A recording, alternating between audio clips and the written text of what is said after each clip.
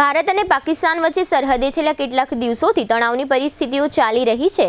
જે અનુસંધાને ખાસ કરીને ઉત્તર અને પશ્ચિમ ભારતમાં પ્રશાસન દ્વારા કેટલાક પગલાઓ લેવામાં આવ્યા છે અને કેટલીક તૈયારીઓ તથા ચેકિંગ કામગીરી કરવામાં આવી રહી છે,